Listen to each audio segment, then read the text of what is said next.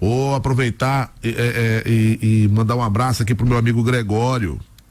Gregório, figura política aqui proeminente do município de Itapema, né? Sempre acompanhando de perto a política municipal, a política estadual. E o Gregório é muito sabedor, né? Conhece tudo dos bastidores da política. Esse final de semana ele me alimentou aqui com muitas informações referentes a um congresso, ao congresso anual do PSB, o Partido Socialista Brasileiro, que aconteceu lá em Brasília, e foi um congresso marcado pela posse do João Campos, né? João Campos, que é prefeito de Recife, prefeito muito bem avaliado, talvez o primeiro nome dessa centro-esquerda, né? Que tenha aprendido a fazer bem rede social. A gente via muitos expoentes da direita trabalhando, da centro-direita, da direita trabalhando bem as redes sociais, e o João Campos talvez tenha sido o primeiro cara da esquerda que conseguiu furar essa bolha com leveza, né? O que significa isso, com leveza? Que a gente teve o André Janones lá com muita lacração, enfim, outros tantos que buscaram o efeito midiático do show, e muitas vezes de forma muito agressiva, virulenta, essa política da opressão que a gente está acostumado no Brasil nos últimos anos. O João não, o João se destacou fazendo uma política leve, trazendo as realizações de governo, interagindo com a população, se mostrando como um cidadão bem comum, e rapidamente virou um grande expoente nas redes sociais. O João Campos tem 31 anos de idade apenas, e ele foi alçado agora à categoria de presidente do PSB a nível nacional, presidente nacional do partido. É o presidente mais jovem da história de um partido político no Brasil com apenas 31 anos de idade.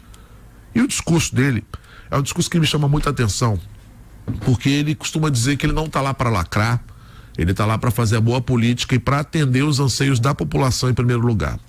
E que ele não está lá, inclusive, para dividir, que ele está lá para somar. Talvez até mudando um pouco esse perfil de polarização que a gente está acostumado nos últimos tempos. A gente está acostumado com o tete-a-tete, com a guerra, com o enfrentamento, né? Com certa agressividade, inclusive. E o João está indo para uma outra linha, que é conversar. Estava presente o presidente Lula, esteve presente o vice-presidente Geraldo Alckmin, que é do PSB, é do mesmo partido, todos os senadores, deputados, proeminentes do PSB, mas me chamou muita atenção a presença do presidente Hugo Mota, que é o presidente da Câmara dos Deputados. E me chamou muita atenção o discurso do Hugo Mota. Eu fiz questão ontem de buscar esses discursos, que existe aquele discurso que é protocolar, né? O cara veio, vinha aqui para prestigiar a presidência do partido, nas mãos de João Campos, parabenizar, dizer que a gente está aberto ao diálogo. Isso aí é o discurso protocolar. Mas o discurso do Hugo foi muito mais forte nesse sentido, né?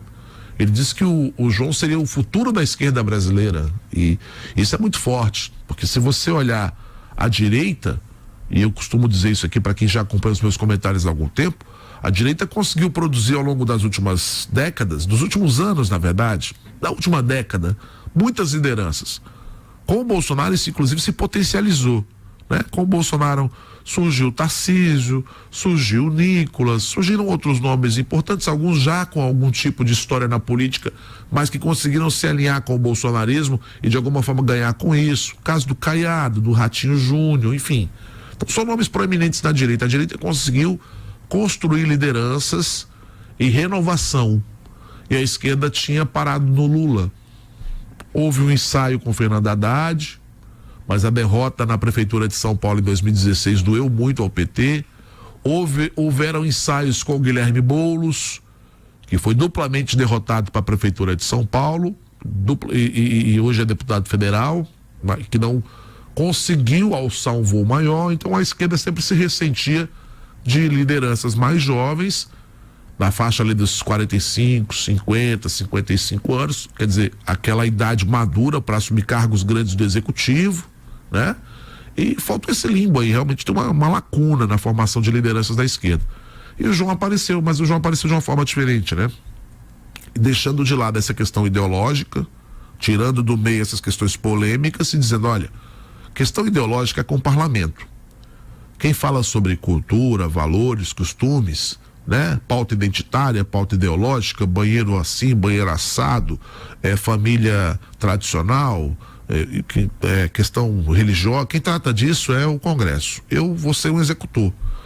E está se mostrando um bom executor. Tanto é que as pesquisas de opinião pública lá em Recife mostram um cenário interessante. A Raquel Lira, que hoje está no PSD, é uma governadora bem avaliada, mas quando se coloca na condição de enfrentar o João Campos para a eleição de governador do ano que vem, ela perde.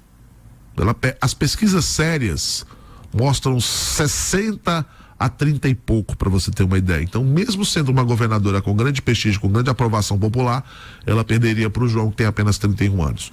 Inclusive, só lembrando, quando surgiu aquela ideia de uma PEC para reduzir a idade mínima de senadores e presidentes da República, a ideia era tentar beneficiar o Nicolas, por Minas Gerais, para que ele já tivesse, por exemplo, condições de disputar o governo de Minas no próximo ano, e o próprio João Campos, que teria 31 anos de idade, poderia ser também uma figura importante para ser candidato não ao Senado, mas talvez até num plano B, num plano C ali, a presidente da República.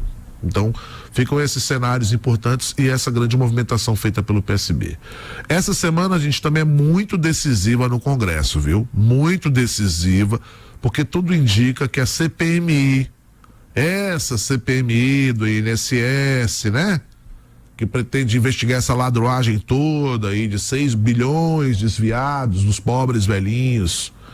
Eu tenho dito, inclusive, que é preciso, viu, Vini, ter um círculo no inferno, um círculozinho no inferno, só para esses caras que roubaram aposentado e idoso, né? Pois é. Tinha que ter um círculozinho no inferno só para eles. Uma quadra triste da nossa história. Mas a CPMI deve ser efetivamente iniciada essa semana, pelo menos instaurada essa semana. Que ela não se transforme num palco político de lacração, né? Que não fique lá aquela acusação. Ah, porque foi no meu governo, porque foi no seu governo, porque você roubou mais, porque você roubou menos. Que se identifique todos, né? Pedra roubei, sobre pedra. Fiz. Roubei. Lembrando o Adhemar de Barros, né? Sim. O Adhemar de Barros era um político de São Paulo que o slogan dele era rouba mais faz. Daí você tira, né? Então tem que ficar atento a essa CPMI, mas é um movimento importante também para a política nacional ao longo desta semana.